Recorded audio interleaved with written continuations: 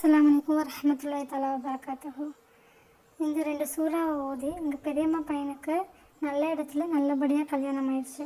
அவங்க நினச்ச மாதிரியே பொண்ணு அமைஞ்சது. இப்படி இந்த சூறாக்களை ஓதி நாங்கள் பயனடைச்சனால மற்றவங்களுக்கும் இது பயனடையட்டும்னு சொல்ல வந்திருக்கேன். அது எந்த 2 சூறானா, சூரா தாஹாவும் சூரா முஜம்மில். இந்த 2 சூறாக்களையும் ஓதணும். சூரா தாஹா டெய்லி ஓதணும். ஃபஜருக்கு அப்புறம், ஃபஜர் தொழுகைக்கு அப்புறம் டெய்லி சூரா தாஹா ஓதணும். அதே மாதிரி சூரா முஜம்மில் வந்துட்டு எந்த நேரத்தில் வேணாலும் ஓதலாம்.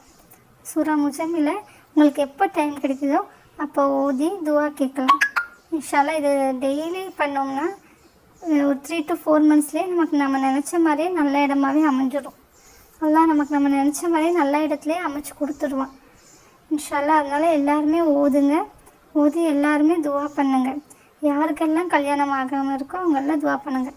ஒருவேளை உங்களுக்கு ஓத தெரியாட்டினாலும் உங்கள் வீட்டில் ஓத தெரிஞ்சவங்க அம்மா, அப்பா, அக்கா, தங்கச்சி யாராக இருந்தாலும் ஓதி துவா கேட்கலாம். இன்ஷா அல்லாஹ் ஓதி பாருங்கள். அஸ்ஸலாமு அலைக்கும் வரஹ்மத்துல்லாஹி தஆலா வபரகாத்துஹு.